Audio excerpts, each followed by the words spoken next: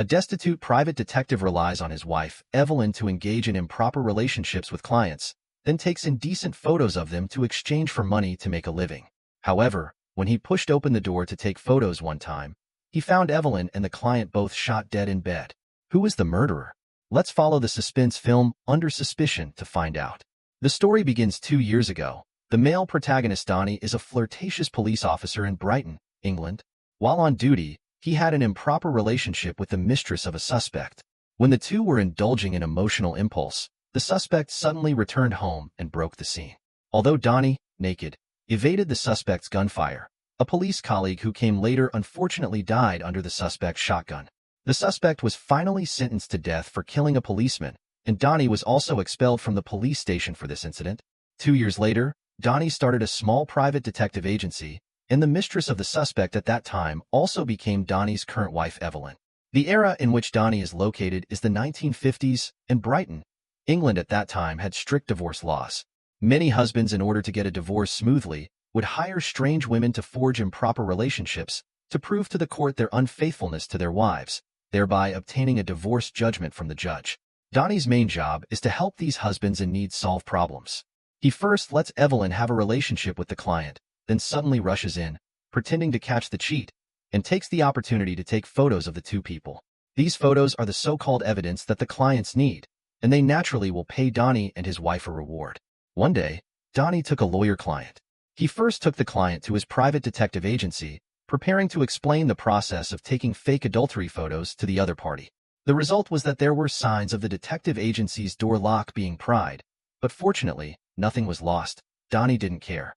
That day, he completed the lawyer's commission and smoothly got the reward. Back in the office, Donnie was busy developing photos, but Evelyn accidentally found a pistol in the office. Donnie claimed that this was a memento given to himself by an Italian friend, and Evelyn didn't think much about it, even flirting with her husband with the pistol. A few days later, Donnie received another client, who was an older Italian salesman who was having a divorce with his wife and needed Donnie's help. Donnie skillfully arranged a hotel room for the client. In order to avoid being seen by others, he specifically set the room on the top floor of the hotel, then arranged for Evelyn and the other party to stay in the room. Half an hour later, Donnie rushed into the room with a camera to take photos and saw a scene that made him soul fly. His wife Evelyn and the salesman were both shot dead in bed. The scene was very bloody. The police soon received the report and rushed to the scene. After the investigation, it was found that the thumb of the deceased salesman was cut off, and there seemed to be no trace of other people entering and leaving the room besides Donnie and the two deceased. And before the case, no one saw any suspicious person entering and leaving the hotel. This makes Donnie the biggest suspect of the murder.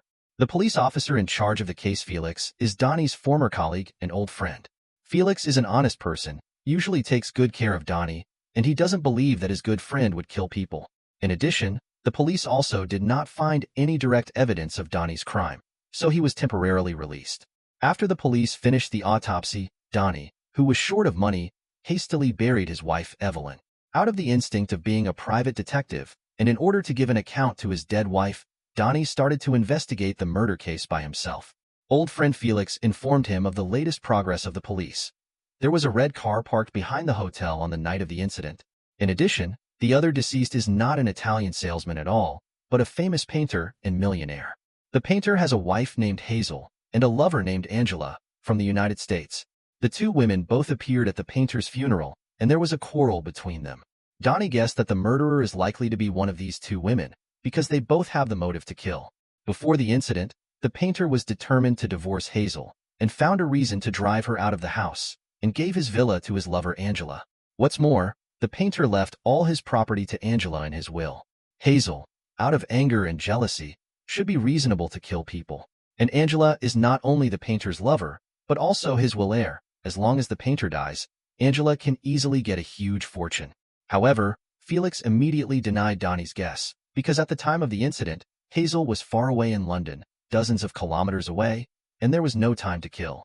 And Angela also has an alibi. At the time of the incident, she was with the painter's personal lawyer Gerard. Although Angela and Hazel both have no time to kill, Donnie still intends to investigate these two women in depth, because the painter's social relations are very simple. In addition to the wife and lover, it is almost impossible to find a third suspect. So Donnie sneaked into Angela's villa alone. He first found a red car covered with a car cover at the door, then quietly entered the villa, but before he had time to investigate, he was found by Angela and knocked out with a rolling pin. After waking up, Donnie frankly told Angela his identity and purpose. Knowing that the other party was investigating himself, Angela was not angry, but took Donnie to the painter's studio. She told Donnie a secret. The painter's paintings are often stolen, and there are many fakes on the market. For this reason, the painter came up with a way to press his thumbprint on his proud works. All the paintings with the painter's thumbprint can be sold for a high price. It seems that the murderer cut off the painter's thumb indeed has another purpose. Angela claimed that she did not kill the painter, and she did not love this old man at all. But the old man was pestering her all day, and threatened that if Angela did not agree, he would commit suicide. Perhaps the painter thought about it for a while, killed Donnie's wife Evelyn, and then committed suicide. However, Donnie did not agree with this statement, because there was no pistol found at the scene of the incident. Just as Donnie's investigation of Angela was unsuccessful, his own trouble came again. It turned out that the police found that Donnie had collected a pistol, and it seemed to be the same model as the murder weapon. Old friend Felix came to Donnie's house and directly questioned him about the pistol. Donnie told Felix that the pistol was a memento given by an Italian friend, and because he did not have a gun license, he did not dare to tell the police about the collection of the pistol. He also told Felix that this pistol is likely to be Angela's, because the other party has a red car, and someone saw a red car parked behind the hotel on the night of the incident. After getting this clue, Felix thoroughly searched Angela's villa and car, but found nothing. Helpless, Felix took Donnie to see the scene of the incident again. This time there was a big gain. The incident took place in a hotel room on the top floor, and they found that the murderer climbed up to the roof through the bathroom window after killing people, and threw the pistol into the hotel's chimney, and then ran away. Felix quickly found the murder weapon in the hotel's boiler room, and it was indeed the pistol that Donnie collected. Now even Felix suspected that Donnie was the murderer. Donnie defended loudly, saying that his office had been stolen, and the pistol might have been lost at that time. Moreover, he also had a witness. The lawyer who came to him to forge the photo at the beginning can prove that his office lock was pried open. Donnie hopes Felix gives himself some time, because he still highly suspects that Angela is the murderer. Out of trust in old friends, Felix let Donnie go again. In the following days, Donnie shuttled between Hazel and Angela alone, investigating the truth of the case alone. The painter's wife Hazel seemed to know nothing about everything, so Donnie focused on Angela. Due to frequent contact, Donnie was handsome, and Angela gradually fell in love with him. The two developed from mutual appreciation to lovers. The investigation turned into a date, and Angela confessed to Donnie that she did go to the scene on the night of the incident, because the painter had told her to forge the cheating photos for the divorce. Angela didn't want the painter to divorce for her own sake, so she wanted to go to the scene to stop it. However, she has been in the car and did not get off the car, and she also saw a suspicious man climb down from the hotel roof that night. In the dark, she did not see the man's face clearly, just vaguely saw the other party climb down the building and then lit a cigarette and ran away. After the incident, Angela found the painter's lawyer Gerard and asked the other party to make a false alibi for herself. Although Donnie also fell in love with Angela, he did not believe her words. One night, Donnie took advantage of Angela's sleep and secretly came to the studio to investigate, hoping to find valuable clues. The result was noticed by Angela, who became furious and scolded Donnie for not believing himself.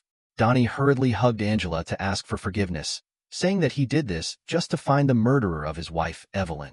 In order to appease Angela, Donnie also took her to his wife's old house. 2 years ago, Donnie was here to have an affair with his wife, and his wife was still the mistress of the suspect at that time. As a result, the two were caught by the suspect, which ultimately led to the death of a police colleague of Donnie. This accident has become Donnie's lifelong hatred. Hearing the suffering of the beloved, Angela finally forgave Donnie. Just at this moment, Donnie took out a lighter and prepared to light a cigarette for Angela. Because the lighter was not very good, Donnie subconsciously knocked and shook twice before lighting the fire. Unexpectedly, Angela saw this action and was shocked. Her face suddenly changed and she ran away in a panic. Donnie hurriedly chased up, but was ambushed by 2 police officers and was beaten black and blue. It turned out that Donnie had killed a colleague because of his flirtatiousness 2 years ago, and now he took the initiative to investigate the case, and someone in the police team had been unhappy with him for a long time. On the other side, Felix's investigation work also made a breakthrough. He found the painter's personal lawyer Gerard. Gerard was originally stubborn and refused to say anything, but Felix had evidence of Gerard's homosexual tendencies. In order not to let his scandal be exposed, Gerard had to confess that he not only made a false alibi for Angela, but also secretly found out the real murderer. Just as Gerard was about to explain the specific situation of the murder, Felix suddenly received a call for help from Donnie. This old brother was also righteous, and he hurriedly put down the case at hand and let Gerard go back to the office first, and then went to rescue Donnie. 20 minutes later, Felix brought the bruised Donnie to Gerard's office, but it was a step too late. As soon as they entered the door, they saw Gerard commit suicide by shooting himself. However, Gerard left a note before he died, which clearly stated, "Angela is not related to the murder. It was Donnie who killed the two people." Now even Felix can't cover up for his old friend. Donnie was quickly arrested. In court, the prosecution exposed a large amount of evidence against Donnie. First, the murder pistol belonged to Donnie. Second, Donnie's wife Evelyn had a life insurance policy, and as long as his wife died, Donnie would get a large sum of insurance money. Third, Donnie has been poor for a long time, and it is possible to kill for money. The most critical evidence among these is undoubtedly the pistol. Fortunately, the old friend Felix helped Donnie find the lawyer who could prove that his office was stolen. If someone stole Donnie's pistol, then Donnie's murder charge would not be established. Just when Donnie thought the case was showing a glimmer of hope, Angela gave him a fatal blow. Angela testified in court that on the night of the incident, he saw a man climb down from the hotel roof. Although he didn't see the face clearly, the man knocked and shook the lighter when lighting the cigarette, which was a very special action. Angela had already forgotten. Until that day, she saw Donnie repeat the same action, and was convinced that the other party was the murderer. Although Donnie roared in the court and shouted wrongly, the judge still announced that his crime was established and sentenced him to death by hanging. During the days waiting for execution, Donnie earnestly requested Felix to preside over justice for him, and must go to Angela's house to find evidence to clear his innocence. On the day of Donnie's execution, Felix finally found the painter's cut-off thumb in Angela's villa. This is enough to explain. Angela is the real murderer. Felix took the broken finger and hurried to the execution ground, saving Donnie 1 second before he was hanged. A few months later, Angela was sentenced to prison. Donnie came to the prison to visit Angela. Angela accused Donnie of going to her villa at the beginning, not to investigate the murder case, but to find an opportunity to hide the painter's broken finger in the villa, in order to frame Angela for the purpose of murder. Angela knew that she could no longer be innocent, and now she just wants to figure out the truth. Although the truth has no practical significance to her, she still can't believe that the person she loves would be so cruel to frame her. Angela tearfully asked Donnie, "Is it really him who killed?" Donnie approached Angela's face, and finally said nothing. At the end of the film, Donnie and the painter's wife Hazel met to discuss the market price of the painter's last work. A destitute man, a woman who was swept out by her husband, from then on lived a rich life. But there is a trace of melancholy on Donnie's face that he can't get rid of. He stood by the sea and faced the wind, then took out a lighter, shook it hard, and lit a cigarette. At this moment, he seems to have everything, and it seems that he has lost everything. The director and screenwriter actually hinted at the real murderer early on, such as the top floor room where the incident occurred was booked by the male protagonist himself, in order to facilitate the escape after the murder. Also, although the male protagonist's office was stolen, after the theft, his wife Evelyn found the pistol, which means that the pistol could not have been stolen. The male has always been a destitute loser. He is eager to get rich through women. This bureau may have been laid out for 2 years. He doesn't love his wife Evelyn at all, and the purpose of marrying his wife is to use his wife's life to exchange for a huge fortune one day. For those who like suspense, crime, and thriller movies, don't forget to like and follow. See you next time.